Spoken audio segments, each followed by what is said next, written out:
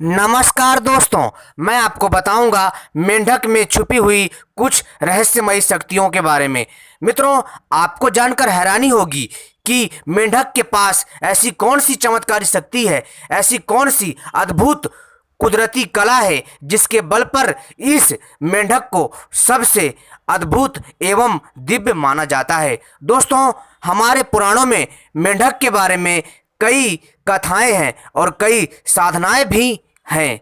दोस्तों, एक साधना है मंडकेश्वरी साधना, जिसमें दिव्य साधना की जाती है और धन की प्राप्ति की जाती है। लेकिन दोस्तों, आज मैं आपको कोई साधना नहीं बताऊंगा, बस और बस केवल आपको इस रहस्यमयी मेंढक से जुड़ी कुछ बातें बताऊंगा।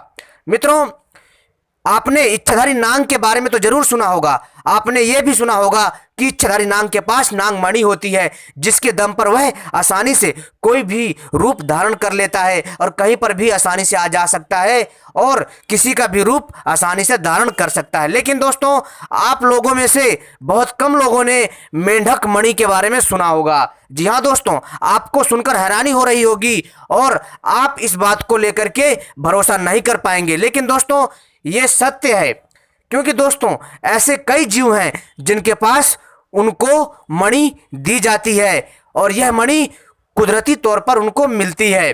कई बार क्या होता है कि जीव जब अपने भोजन तक नहीं पहुंच पाता, किसी भी कारण, अपनी शरीर की बनावट के कारण या फिर कोई अन्य प्राकृतिक घटना के कारण, तो दोस्तों उसके पास कुदरती तौर पर एक प्राकृतिक रूप से एक मणि आती है, जिसके द्वारा यह अपना शिकार करते हैं और अपना जीवन यापन करते हैं और तो और उस दिव्य मणि से कई करामात दिखाते हैं। लेकिन दोस्तों, मेंढक मणि के बारे में बहुत कम देखने को और सुनने को मिलता है।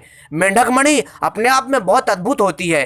दोस्तों, कहा जाता है कि अगर किसी को मेंढक की मणि प्राप्त हो जाए, दोस्तों वह व्यक्ति आसानी से खजाना पता लगा सकता है। जी हाँ दोस्तों, मेंढक की मणि जो होती है बहुत ही ज़्यादा चमकीली होती है और इतनी अद्भुत होती है कि मैं आपसे क्या बताऊं। लेकिन यह मणि आपको उन मेंढकों में मिलेगी जो गांव में पाए जाते हैं, खास करके जो तालाब के किनारे होते हैं, नदियों के किनारे होते हैं, यानी कि जो बड़े मेंढक होते हैं जिनका वजन आधा किलो से लेकर के 1 किलो और 3 किलो तक हो सकता है।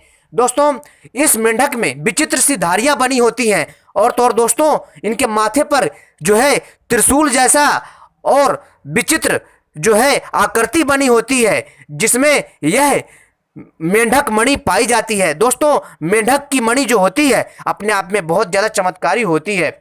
यदि किसी को प्राप्त हो जाए, गंभीर से गंभीर रोगों को ठीक कर सकते हैं, गंभीर से गंभीर मुसीबतों को दूर किया जा सकता है और तो और दोस्तों इस मणि के द्वारा आसानी से इंसान अदृश्य भी हो सकता है। जी हाँ दोस्तों, और तो और दोस्तों इस दिव्य मेंढक मणि के कारण कई तरह की खोजें भी की जा सकती हैं। लेकिन दोस्तों, यहाँ पर बहुत सारे लोग प्रश्न चिन्ह लगाएंगे कि यह तो हो ही नहीं सकता। लेकिन दोस्तों, मैं आपको बता दूं कि आज भी प्रकृति में ऐसे ऐसे जीव हैं जिनके ऊपर से पर्दा नहीं उठा है। केवल और केवल जो नहीं जानते हैं उनके लिए वह केवल एक साधारण सा जीव है। लेकिन दोस्तों, जो मेंढक की मणि है अपने आप में बहुत अद्भुत है। इसके द्वारा जो पुराने समय में जो ओझा होते थे, जो तांत्रिक लोग होते थे, वो लोग पुराने मेंढक को खोज करके उसकी मणि प्राप्त करते थे। दोस्तों, कई बार क्या होता है कि मेंढक मणि कब निकालता है और इसका समय क्या होता है। तो दोस्तों, सबसे पहले हम जानते हैं कि मेंढक कौन से मौसम में ज़्यादा पाया जाता है। मित्रों, जैसा कि आपको मालूम है कि जो मेंढक होता है वो गर्मियों में जो है ऊपर आता है और सर्दियों में नीचे वो जमीन के अंदर चला जाता है, ठीक है।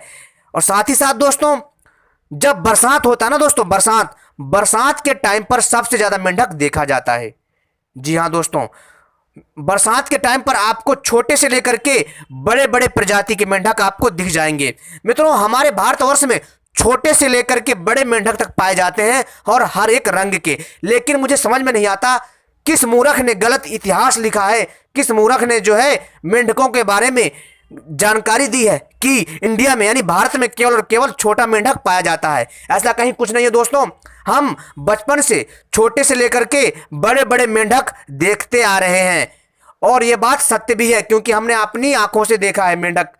लेकिन दोस्तों, जो मेंढक मणि है इसको दोस्तों गांव में कई लोगों ने देखा है, लेकिन दोस्तों अब तक मैं सही बात बताऊं, मैंने भी अभी तक मेंढक मणि नहीं देखी है। लेकिन दोस्तों मैं भी बहुत जल्द मेंढक मणि की खोज में निकलूंगा, लेकिन इसके लिए मुझे जो है अगली बरसात का समय जो है निर्धारित करना पड़ेगा। क्योंकि दोस्तों जो अभी जो समय चल रहा था, आपको तो पता ही है कि जो इस समय का जो दौर है खतरनाक बीमारियों का बहुत ज़्यादा कहर चल रहा है। इस कारण दोस्तों मैं भी इस खोज में सही से लिप्त नहीं हो पाया। लेकिन दोस्तों जो मेंढक मणि है अपने आप में बहुत अद्भुत है। दोस्तों इसके जो अद्भुत फायदे हैं, जो इसके चमत्कारी फायदे हैं, बहुत ही अद्भुत हैं, जो कि हमें कई ओझा और तांत्रिकों एवं जो गांव में जो ग्रामीण लोग होते हैं उनसे सुनने को मिलता है। दोस्तों क्या होता है कि आपने देखा होगा, जब कई बार किसी का तालाब के किनारे घर होता है, नदियों के पास घर होता है, और कई बार खेतों के आसपास जो पोखर होते हैं, नहर होते हैं, दोस्तों खास करके जहाँ पर झाड़ियाँ बहुत ज़्यादा होती हैं, मतलब जहाँ पर एकदम सुनसान सा जगह होता है, वहाँ पर यह आपको बहुत ही ज़्यादा मिल जाते हैं।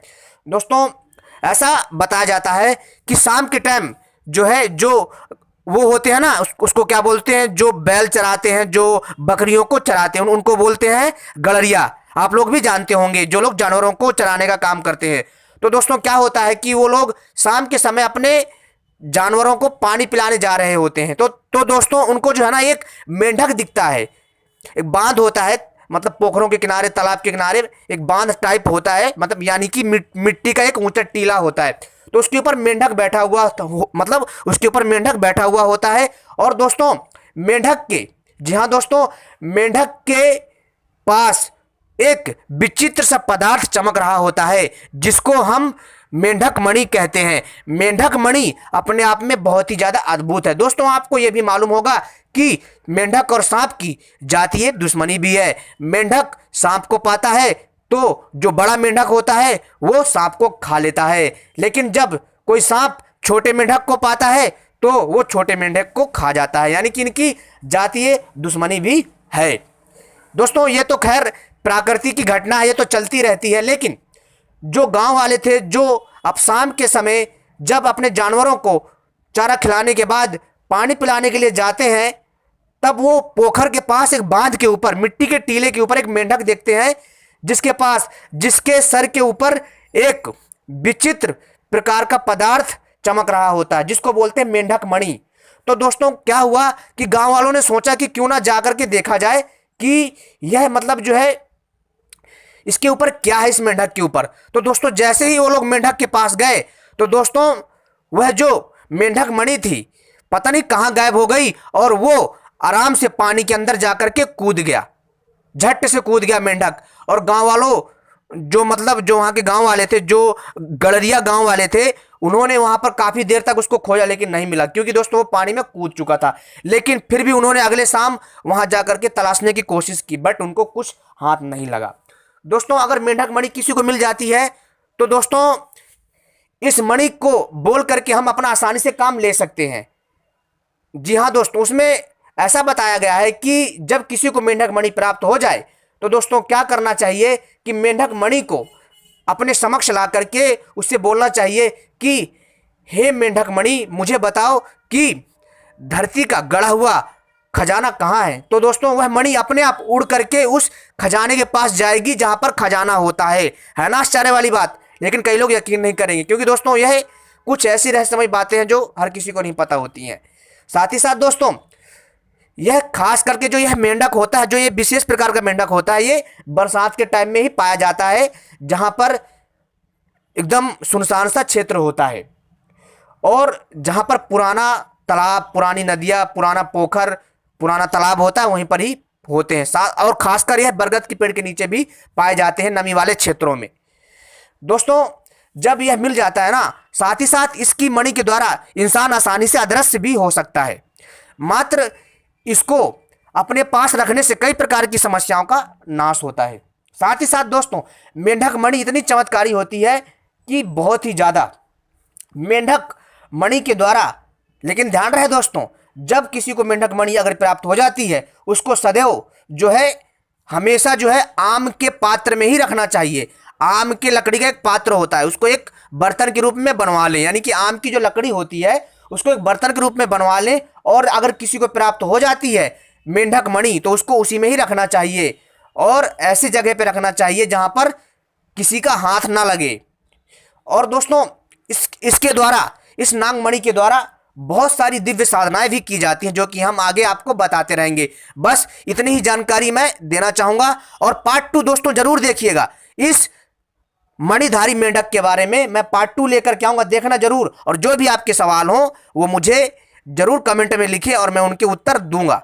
ठीक है दोस्तों, आपने मेरी वीडियो देखी, आपका बहुत बहुत धन्यवाद। दोस्तों ऐसी वीडियो पाने के लिए मेरी वीडियो को लाइक कर लें, चैनल को सब्सक्राइब कर लें और घंटी जरूर दबा लें ऐसी ही वीडियो पाने के लिए, और वीडियो को शेयर कर दें दूसरों के साथ भी दोस्तों।